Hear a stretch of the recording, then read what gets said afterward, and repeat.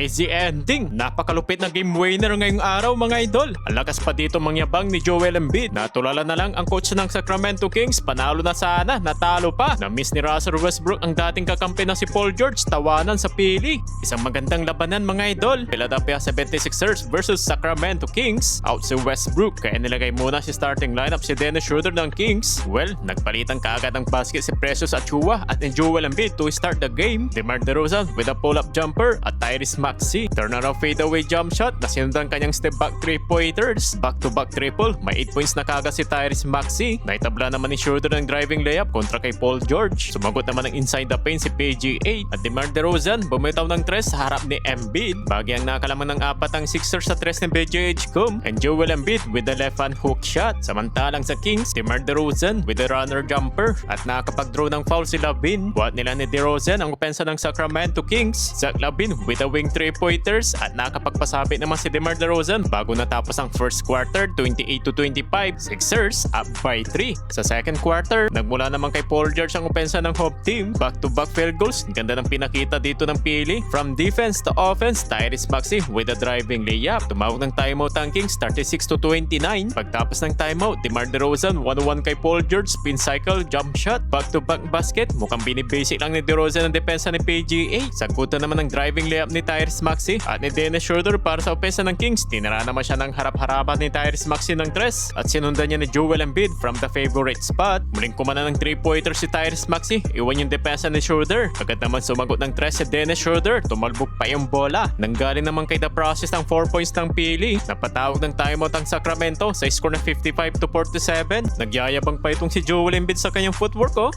right after the timeout, sagutan ng 3 si Dennis Schroeder at ni Justin Edwards para sa home team. Nice reverse layup naman ni Domantas Sabonis at pull-up jumper ni Joel Embiid. May paabol pa sana ng dunk si Kelly Oubre. Lumabas yung bola. Leading scoring si The Process sa pili na may 18 points. Up by 6 points ang home team, 60-54 halftime. Pagpasok ng third quarter, nasimulan ni Dennis Schroeder ng wing 3-pointers. Nanggaling naman kay Embiid ang back-to-back field goals ng Sixers at sinundan niya ng pull-up jumper ng rookie sa harap ni Sabonis. Gandang pasa pa ni Embiid to Tyrese Maxey, backdoor cut. Naiwan si Schroeder and Joel Embiid counted and a foul. 25 points para kay The Process, mintis yung free throw. Bahagyang nagkaroon naman ng momentum ang Sacramento Kings, nakapagtala sila ng 6-0 run. Pa-timeout ang home team, tabla ang talaan sa score na 70. Pagtapos ng timeout, Paul George step back from the free throw line. Mubo kay depensa ng Kings, napabayan sa corner si Paul George. Pasok yan mga idol. Habang nakalamang na ang Kings ng 2 sa 3 points ni Schroeder, muling tumabla ang laban sa driving floater ni Jared McCain at sagutan ng basket si Zach Lavin at ni Tyrese Maxey ng driving layup. Sa last 2 minutes remaining, tabla pa rin ang talaan sa score na 85 pero nakalamang ang Kings nang makakuha sila ng back-to-back basket at may paabol pa ng dagger 3-pointer si Keontae Ellis. 92-88, 4 points lead in favor sa Sacramento Kings. Eto, Paul George mid-range jumper to start the fourth quarter. Sixers are going to try to manufacture some offense here. There you go.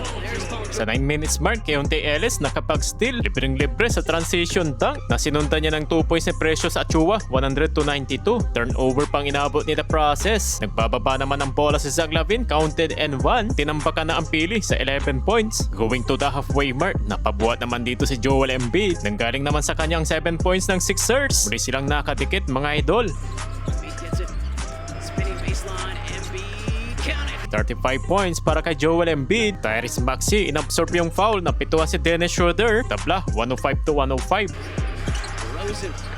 Dennis Schroeder for 3. Out with that 3. Embiid the fake, the double, the land. Last 2 minutes remaining, Tyrese Maxey to take the lead. Binawi naman niya ng 3 points si Zach Lavin, 111-109. Final seconds, Tyrese Maxey nabigyan ng 2 free throws. Total of 36 points para kay Tyrese Maxey, tayo sa 111. Nakuha pa yun ang last ball possession ng Sixers. At eto naman yung sunod na nangyari. Hoops into Tyrese Maxey. Tyrese Maxey.